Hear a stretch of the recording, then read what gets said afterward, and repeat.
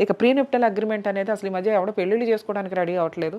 ఆ చేసుకునేవి ఎలా ఉన్నాయంటే ఒకప్పుడు 18 ఏళ్ల క్రితం పెళ్ళయ్యాయి. 18 ఏళ్ళు 20 ఏళ్ల టైంలో మ్యారేజ్‌లు అయ్యేవి. అసలు చిన్నప్పుడు మ్యారేజ్‌లు అయ్యాయి. 12 ఇయర్స్, 18 ఇయర్స్ అది లీగల్‌గా కూడా పొలిటికల్‌గా కానీ మనకి ఆరోగ్యపరంగా సైంటిఫిక్‌గా కరెక్ట్ కాదన్న ఉద్దేశంతో 18, 21 ఏజ్ లిమిట్ పెట్టారు.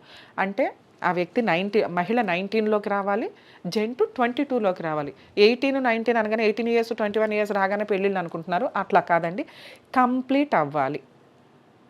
ఇక 19, 22కి పెళ్ళిళ్ళు చేసుకునే స్టేజ్ నుంచి 25, 27లకు వచ్చారు. అబ్బాయిలు గాని, అమ్మాయిలు గాని.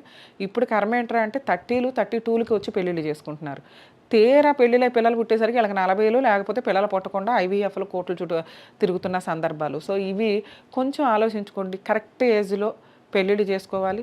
నిలబెట్టుకోవడానికే చూడాలి. మనల్ని నమ్ముకొని ఒక కొత్త వ్యక్తి మన జీవితంలోకి వస్తున్నారు. వాళ్ళకి తగ్గట్టు మనం చేంజ్ అవ్వాలి. అది అబ్బాయి అయినా, అమ్మాయి అయినా.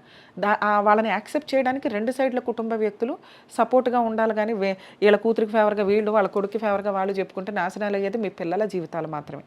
నెక్స్ట్ ఈ ఈ ప్రాసెస్‌లో డిలే మ్యారేజెస్‌లో మేము ఎక్కువగా చూస్తున్నదండి వాళ్ళ ఆహారపు అలవాట్ల వల్ల గానీ, దేనివల్ల గానీ, ఒకటి సైకలాజికల్ ప్రాబ్లమ్ చాలా సివియర్‌గా ఉంటుంది. ఇంకొకటి పిల్లలు పుట్టడం అనేది. సో, ఎప్పుడో లేట్‌గా పెళ్లిళ్ళు చేసుకొని లక్షలు లక్షలు పోసి డాక్టర్ల చుట్టూ తిరగడం కంటే, కరెక్ట్ ఏజ్‌లో కెరియర్ చూసుకోండి. కరెక్ట్ ఏజ్‌లో పెళ్లిళ్ళు చేసుకొని, కుటుంబ వ్యవస్థను కాపాడడానికి ఎందుకంటే జీవితంలో ఒక పార్ట్నర్ లేకపోతే లైఫ్ ఎప్పుడు స్పాయిల్ అవుతూనే ఉంటది. మన కోసం ఆలోచించే ఒక వ్యక్తి మన ఇంట్లో ఒకళ్ళు ఉండాలని గుర్తుపెట్టుకోండి. అది అమ్మా, నాన్న కాదు.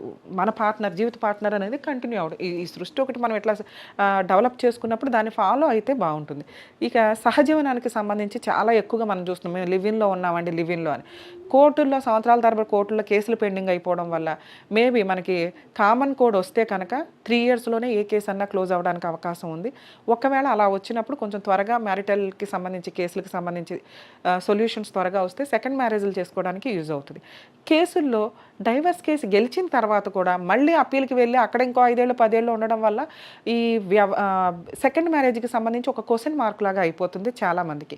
ఒకవేళ డైవర్స్ కేసు గెలిచి అప్పీల్‌కి వెళ్ళేలోపు మీరు ప్రాపర్ లిమిటేషన్ ఒకటి ఉంటుందండి. 30 డేసా, 6 మంత్సా అనేది.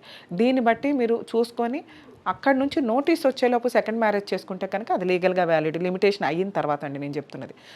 సెకండ్ మ్యారేజ్ ఎప్పుడు లీగల్‌గా వ్యాలిడ్ అంటే అప్పీల్ డైవర్స్ పెండింగ్ ఉండగా లిమిటేషన్ కంప్లీట్ అయినాక ఈ మధ్య గ్యాప్ ఏదైతే ఉంటుందో అది చేసుకునే సెకండ్ మ్యారేజ్ అది లీగల్‌గా వ్యాలిడ్.